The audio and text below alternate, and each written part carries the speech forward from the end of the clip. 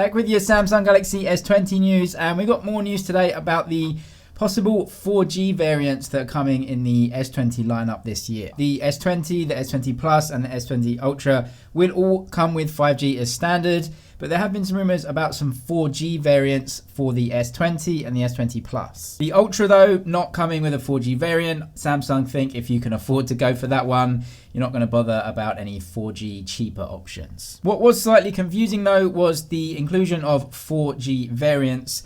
As we know, the Snapdragon 865 comes with a 5G modem, and you can't separate that and use a 4G modem. So I assume this means that the 4G variants of the phones will be Exynos 990 based. That's Samsung's own chipset that will be used in some different markets from the Snapdragon chipsets. And that means Samsung can switch out any 5G modems that they'll be using with the Exynos 990 chipset and use a 4G modem. I guess there are still a lot of people in a lot of markets that really don't see the need for 5G, don't even have access for 5G, and for the life of their next phone, maybe 2 or 3 years, still won't have 5G, and they'll want a Samsung S20 but a cheaper version of it with 4G. A phone that might steal the limelight from the Galaxy S20 phones though when they launch is the Galaxy Flip, which is supposed to be launching on the same date. We did get some confirmation on the specs of that device today, which also confirms a lot of the other leaks that we got. Ishan on Twitter told us that the main camera will be a 12 megapixel sensor. It would also have a 6.7 inch display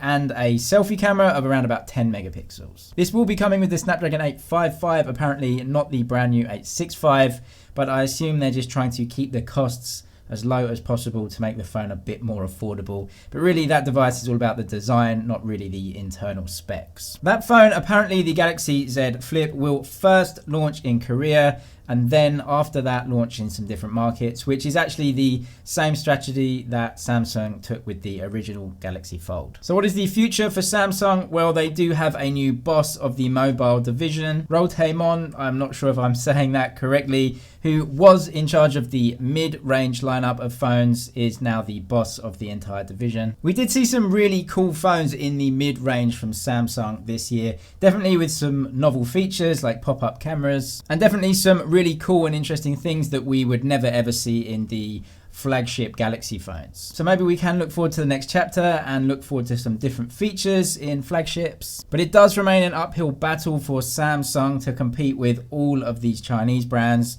like OnePlus and Xiaomi, bringing so much choice in the mid-range and budget categories with so many different phones with pretty much every feature you could ever want. The recent changes have apparently though gone down really well for Samsung.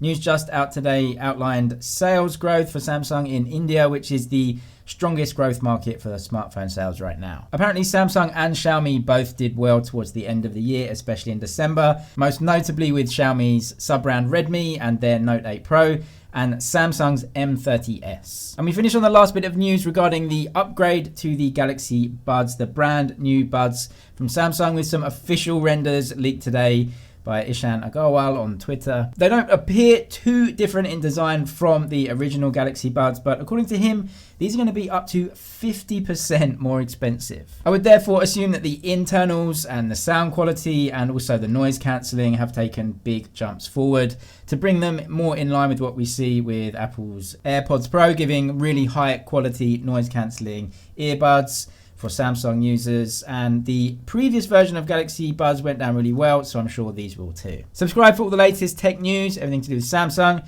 That's it for now, but I'll see you in the next one.